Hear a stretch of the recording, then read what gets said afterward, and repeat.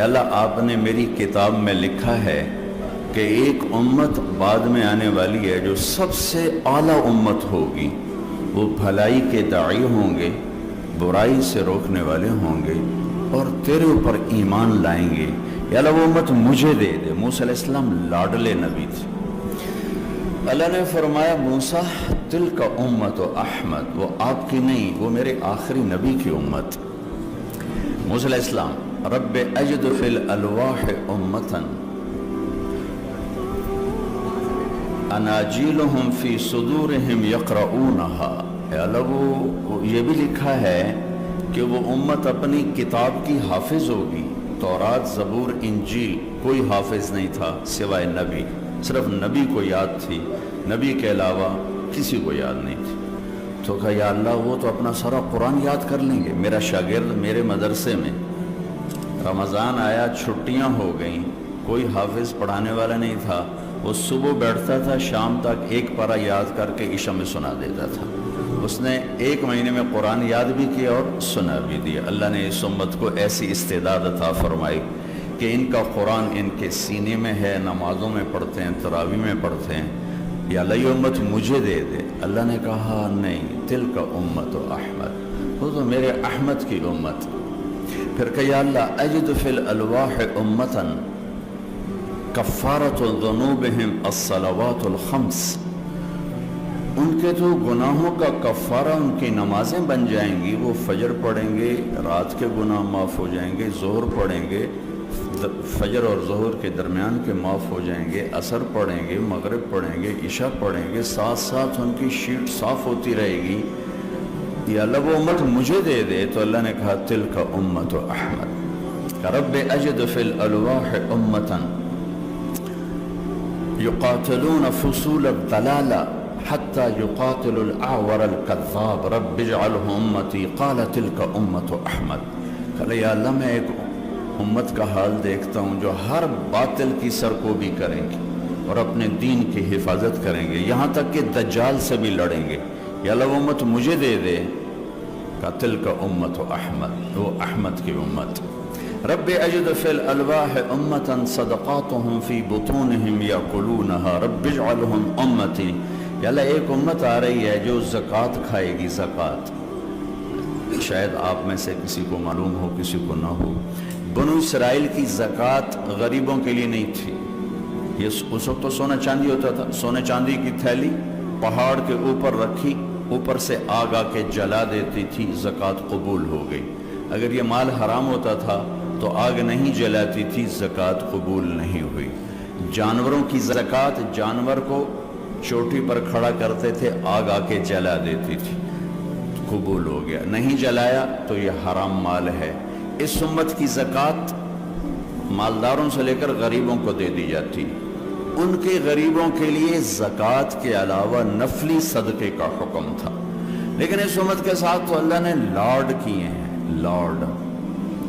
صدقہ زکوٰۃ تو ہے ہی ہے۔ ایک اور مزیدار قصہ سناتا ہوں۔ ایک صحابی آئے، یا رسول اللہ میں تو تباہ ہو گیا۔ آپ نے کہا کیا ہوا؟ کہ میں روزے کی حالت میں بیوی کے پاس چلا گیا۔ ہم نے کہا اچھا، تو پھر ایک غلام آزاد کرو۔ کہا جی میں غریب بندہ، میں کتوں کروں؟ کہا اچھا 60 مسکینوں کو کھانا کھلاؤ۔ کہا جی میں تو خود مسکین ہوں، میں کس کو کھلاؤں؟ کہا اچھا پھر 60 روزے رکھو۔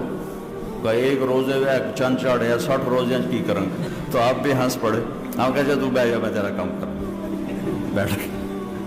تھوڑی دیر گزری، ایک انصاری صحابی اونٹوں کا لے کر آئے ٹوکرا۔ یا رسول اللہ یہ صدقے کا ہے تو آپ تقسیم فرما دیں۔ تو آپ نے فرمایا وہ کدھر ہو بھائی؟ کہا جی بیٹھا ہوں۔ کہ یہ لے جا اور 60 گھروں میں تقسیم کر دے۔ کہنے لگے یا رسول اللہ، اللہ کی قسم مدینے میں مجھ سے بڑا مسکین کوئی نہیں، آپ میرا جرمانہ مجھے ہی کہو، میرا جرمانہ میں نے دو، میں آپ کھانا ہے۔ آپ اتنا ہنسے کہ آپ کے یہ دانت نظر آنے لگے۔ کبھی کبھی ہوتا تھا کہ آپ کے آخری دانت نظر آتے تھے، ورنہ آپ اتنا ہنستے تھے۔ آخری دانت آگا جب صرف تیرے واسطے اور کسی واسطے نہیں۔ تو اللہ نے اس امت کو اتنے لاڈ سے اٹھایا، اتنے پیار سے اٹھایا۔ آیت اتری لا يستوي القاعدون من المؤمنین والمجاہدون فی سبیل اللہ، اس طرح کہ اللہ کی راہ میں جہاد کرنے والے اور گھر بیٹھے برابر نہیں۔ ایک صحابی عبداللہ بن ام مکتوم، وہ پاس بیٹھ نابینا، یا اللہ یہ کیا کہہ دیا تو نے کہ گھر بیٹھنے والے اور تیری راہ میں پھرنے والے برابر نہیں؟ تو نابینا ہوں، میں کدھر جاؤں، میرے لیے کوئی گنجائش نکال۔ ایک لفظ لے کر جبریل دوبارہ واپس آئے، ایک لفظ لے کر، ایک آدمی کی خاطر۔ یا رسول اللہ، اللہ تعالیٰ فرما رہے ہیں اب اس آیت کو یوں پڑھا جائے، لا يستوي القاعدون من المؤمنین غیر اولی الضرر والمجاہدون فی سبیل اللہ۔ اس امت کو اللہ نے اس طرح پروٹوکول دیا کہ اب آپ اس لفظ کو، اس آیت کو اس طرح پڑھیں کہ گھر بیٹھنے والے جو معذور نہیں، ٹھیک ٹھاک ہیں، وہ اور اللہ کے راستے میں پھرنے والے برابر نہیں ہو سکتے۔ ایک صحابی ہیں اوس بن صامت، انہوں نے اپنی بیوی کو طلاق دے دی۔ ایک طلاق تھی جاہلیت کی، جس میں یوں کہا جاتا تھا تو میری ماں کی طرح ہے، تو اس پر طلاق ہوتی تھی جاہلیت میں۔ ایسی طلاق کہ کبھی دوبارہ نکاح نہیں ہو سکتا، کہیں اور نکاح ہو کے طلاق ہو کے بھی نہیں ہو سکتا، یہ ایسی طلاق تھی۔ وہ آئیں دوڑی دوڑی اللہ کے نبی کے پاس۔ اچھا آپ دیکھیں، پہلی کتابیں اتر گئیں، تورات اکٹھی، زبور اکٹھی، انجیل اکٹھی۔ قرآن ایسے نہیں آ رہا، قرآن کبھی ایک لفظ آ رہا ہے، کبھی ایک سطر آ رہی، کبھی ایک سورت آ رہی، کبھی ایک آیت آ رہی۔ صرف سورہ انعام بڑی صورتوں میں واحد صورت ہے جو اکٹھی نازل ہوئی، اور جب یہ صورت نازل ہوئی تو اس کے ساتھ 70,000 فرشتے آئے تسبیح و تحلیل پڑھتے۔ یا رسول اللہ، حضرت عائشہ کنگھی کر رہی تھی، یا رسول اللہ میرے خامن نے مجھے کہہ دیا تو میری ماں کی طرح ہے، اب کیا ہوگا؟ تو چونکہ شرعی حکم موجود نہیں تھا، آپ نے رواج پر فرمایا خولا، طلاق ہو گئی۔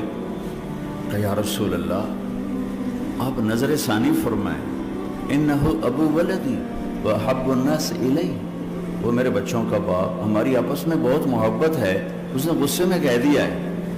تو آپ نے کہا حرمت علیہ، خولا طلاق ہو گئی۔ ان کا یا رسول اللہ اکل مالی وافنا شبابی وَنَثَرْتُ لَهُ بَطْنِي وَتَفَرَّقَ أَهْلِي، یا رسول اللہ میرا بڑھاپا آ چکا ہے، میرے ماں باپ مر چکے ہیں، میرے چھوٹے چھوٹے بچے ہیں، میری جوانی ختم ہو چکی ہے، مال میرے پاس کوئی نہیں، اگر یہ طلاق ہوتی تو میں کہاں بیٹھوں، مجھے کون سہارا دے؟ تو آپ چپ ہو، چونکہ وہ منوانا چاہتی، ابھی وہی کوئی آئی نہیں، آپ نے قانون ماحول رواج کے مطابق فیصلہ دے دیا ہے، تو آپ خاموش ہو گئے۔ حضرت عائشہ کنگھی فرما، اللہ اکبر۔ جب اس نے دیکھا کہ آپ چپ ہو گئے تو کہنے لگی اچھا آپ نہیں سنتے، میں آپ کے رب کو سناتی۔ کبھی ہم بھی تم میں بھی چاہت، کبھی ہم بھی تم میں بھی راحت، کبھی ہم بھی تم بھی تھے آشنا، تمہیں یاد ہو کہ نہ یاد ہو۔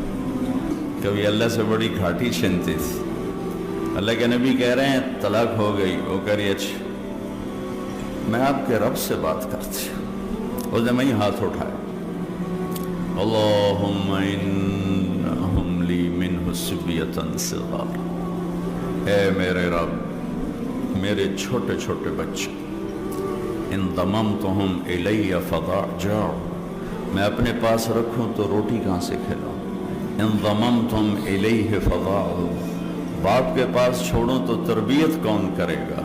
یا اللہ اب ذرا غور کہ یا اللہ اپنے نبی کی زبان پر میرے حق میں فیصلہ اتار۔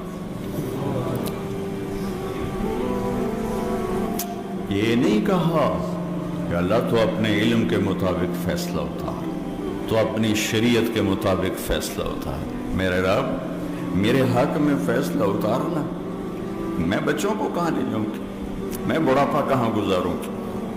تو ایک دم اللہ کے نبی پر وحی،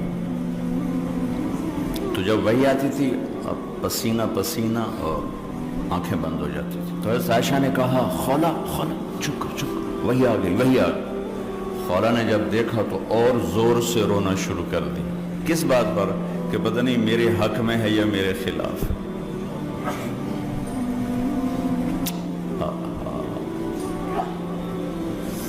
جب وحی ختم ہوئی تو آپ نے پسینہ پہنچا اور مسکراتے ہوئے فرمایا خولا تجھے مبارک ہو، اللہ نے تیرے حق میں فیصلہ دے دیا۔